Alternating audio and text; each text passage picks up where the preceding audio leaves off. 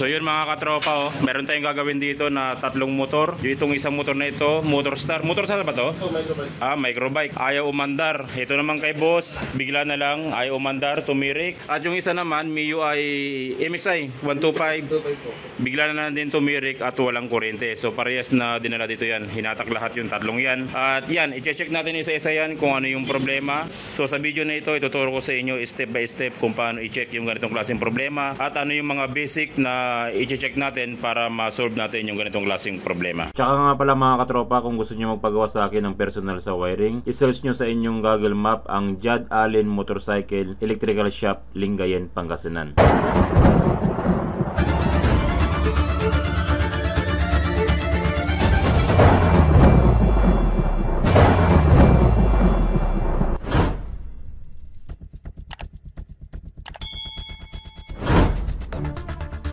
So umpisahan muna natin mga katropa dito sa MIUI 125. So ang problema ni boss mga katropa, bigla na lang tumirik, ayaw umandar. Pero kapag sinusi natin, kung mapapansin nyo, pasok naman yung ating susian, ignition, walang problema. Pero meron siyang error code. Chinek namin yung kanyang kuryente, wala siyang kuryenteng lumalabas. Tropa, i-kickstart mo nga.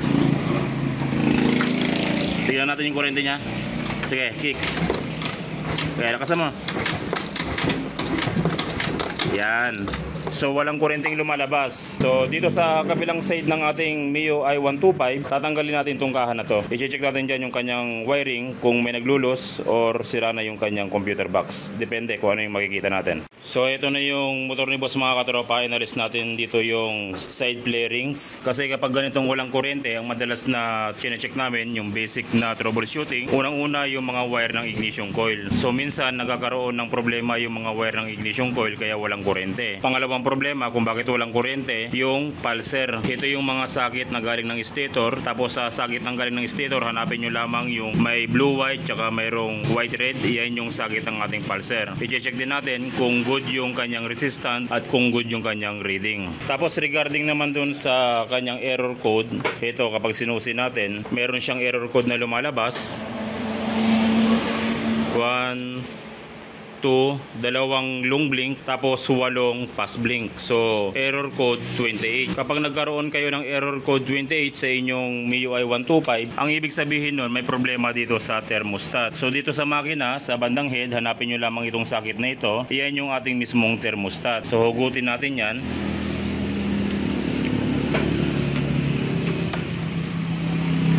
So dito mga katropa, kung mapapansin nyo, putol na yung isang wire kaya nagkakaroon ng error 28. So ang gagawin natin dyan para ma-solve natin yung problema ng error code 28, pwede natin idugtong yung wire dyan. Dugtungan natin. Or kung mayroon kayong extrang socket, tropa yung socket mo akin naghanap kami ng extrang socket. Kung mayroon kayong extrang socket, katulad nito may extrang socket kami kasi may mga ibang customer na nagpapalit ng buong harness. Hindi namin tinatapon yung kanilang pinagpalitan na harness kasi yung mga socket mapapakinabangan pa. So ang gagawin namin dito, papalitan namin ng bagong socket. Pero pag wala kayong bagong socket, ang solusyon dyan, hinangan nyo yan tapos idugtong nyo doon para mawala yung kanyang error code 28. So dahil nga sa walang kuryente yung motor ni boss mga katropa, doon muna tayo sa basic na problema. So umpisahan natin dito sa kanyang pulser. I-check natin kung tama yung kanyang reading ng resistance. So ang gagawin natin dito, mula doon sa socket ng ating stator, hanapin nyo lamang yung magkatabing wire na white red tsaka white blue. Tanggalin nyo yan. Tapos i-check natin yung reading ng kanyang resistance.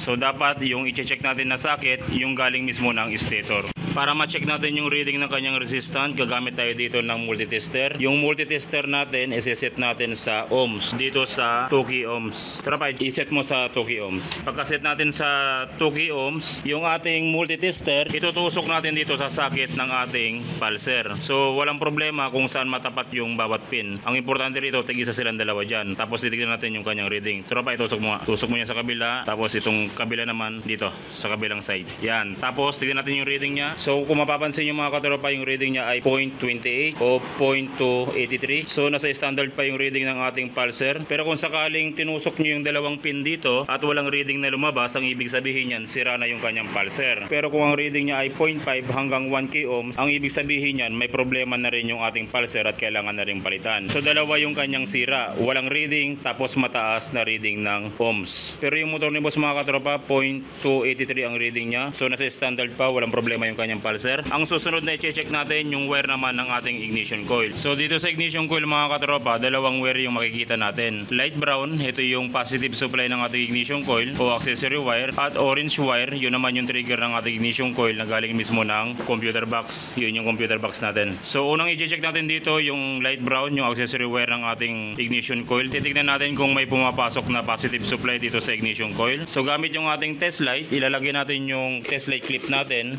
sa ground ng ating battery, or pwede kayong kumuha sa body ground ng ating motor. Walang problema. Pero mas mainam kung sa ground ng battery natin ilalagay. So yung test light clip, ilalagay natin sa ground ng battery. Tapos i-test light natin yung positive. Okay, good yung ating test light, umiilaw. Ngayon, kapag i-test light natin yung light brown wire o accessory wire ng ating ignition coil, dapat isusi natin yung susian ng ating motor. Okay, kapag nakasusi na, tanggalin natin sa socket ng ating ignition coil yung light brown wire, tapos i-test light natin. So dapat kapag tinest light natin yung light brown wire, umilaw yung ating test light.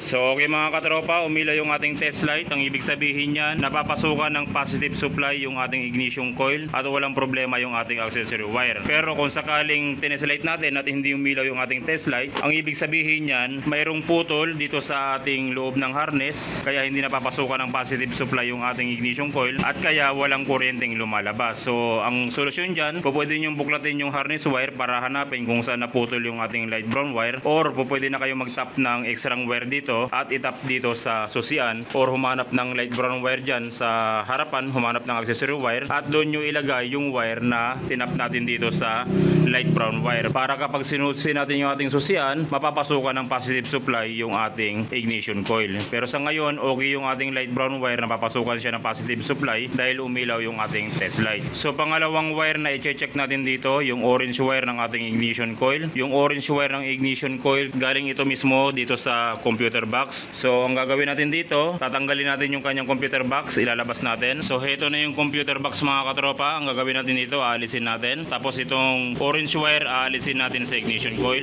Ngayon i-check natin yung orange wire, kung mula rito sa ignition coil papunta sa computer box, walang problema. So gamit yung ating multitester, iset natin yung multitester natin sa continuity dito. Set natin dyan. Pagkatapos nating maset dito sa continuity niya, yung isang pin ng ating multitester, ilagay natin sa orange wire. Tapos dito sa computer box, hanapin nyo yung orange wire. Ito sa bandang unahan. Ito yung ating orange wire, papunta doon sa ignition coil. So ang gagawin natin, yung isa pang pin ng ating multitester, itutusok natin dito sa tapat ng ating orange wire. Ngayon dapat pag tinusok natin yan, magkakaroon ng reading yung ating multitester o tutunog yung ating multitester. Ibig sabihin nun, kapag nagkaroon ng reading o tumunog yung ating multitester, walang problema dito sa linya ng ating orange wire. Itusok natin to. So yan ang mga katropa, nakatusok na yung ating multitester sa orange wire. Pero kung mapapansin nyo, hindi man nang gumalaw yung ating multitester, walang reading at hindi rin tumunog. Nakalagay na rin yung ating isang pin ng multitester sa orange wire sa ignition coil, pero wala siyang reading. So possible na problema nito mga katropa, kaya walang reading. Mula rito sa computer box, papunta rito sa ignition coil, mayroong putol sa kanyang harness. Maaaring nagkaroon ng corrosion or naputol mismo sa loob ng harness. So dalawa yung possible na solution na gagawin natin. Unang solusyon na gagawin natin, lalasalasin nyo yung harness wire at hahanapin yung orange wire kung saan banda naputol. Pero ang problema doon, kapag nilaslas nyo na yung harness wire, madali nang mapasukan ng tubig, tapos madali nang mag-corrosion yung ating mga wire. Pangalawang solusyon natin, ang pinakamadali, ang gagawin natin, puputulin na natin dito yung orange wire at puputulin na rin natin dito yung orange wire, tapos gagawa na tayo ng bagong wiring papunta rito. Gagawa na tayo ng sariling wiring ng ating orange wire. Yun yung pinakamadaling paraan para masolve natin yung problema at para masuplayan ng computer box yung ating ignition coil, para yung ignition coil maglabas ng kuryente papunta sa spark plug. So ito na mga katropa yung orange wire dito sa computer box. Nagdugtong tayo ng wire dyan, tapos pinagapag natin dito sa socket ng orange wire ng ating ignition coil. Pagkatapos nyan yung ating error 28 na socket dito sa thermostat, nagpalit na tayo ng bago. So pagkatapos nyan mga katropa, isauli na natin to sa thermostat, yung socket nya. Itong mga socket ng ignition coil, yung light brown wire tsaka orange wire, isauli na natin. Tapos yung kanyang computer box, ilagay na natin. Tapos testingin natin kung may kuryente nang lalabas. Tara pa, patadyak. Isusin natin. Tapos saglit lang ha. Tingnan Tingnan natin kung may kuryente na. Sige, tropa, tajak. Yun, oh. Malakas na yung kuryente, oh. Alright. So, ang gagawin natin dito, tropa, ilagay natin itong kuha ko. Tapos isauli na yung mga dapat isauli, ha. Tapos panda rin natin, ha. So, nakalagay na yung kuha ko ni boss, mga katropa. Subukan natin panda rin. Gumagana ba yung push button nito? O kickstart muna. Sige, kickstart muna. Sige. Iyon, oh. It's alive. So buhay na mga katropa. Good na. Ang pinaka problema niya, naputol yung orange wire sa ignition coil, kaya walang kuryenteng lumalabas sa motor ni boss. Pero ngayon, tignan nyo, buhay na. So yung orange wire, mga katropa, isa lang yan sa problema ng motor ng MIUI 125 kung bakit walang kuryente. Pero hindi naman sa lahat ng pagkakataon na kapag walang kuryente, orange wire yung problema. So kailangan pa rin dyan yung pagtutroubleshoot para makita natin kung saan ang problema kung bakit walang kuryente. Pero ngayon, it's alive. Tropa, yung push button gumagana? Sige nga, push button mo nga. Yun, oh, buhay na buhay din yung push button, oh. Alright, good na good. Okay, so i-assemble natin to, tropa. Tapos yun, hindi rin umandar, no? So i-assemble natin to. Tapos na natin tong magawa. Ngayon, i-check natin yung isa kung bakit hindi umandar. Kanina pala, mga katropa, meron siyang error 28 kasi yung kanyang socket ng thermostat putol. Ngayon nagpalit tayo ng bagong socket ng thermostat. Ngayon nawala na yung kanyang error 28. Okay, so error 28, thermostat, merong putol yung kanyang wire. Okay, it's alive. Sunod natin yun, ha. Pag na-assemble mo na to, ilabas mo na, ipasok mo yung isa, ha.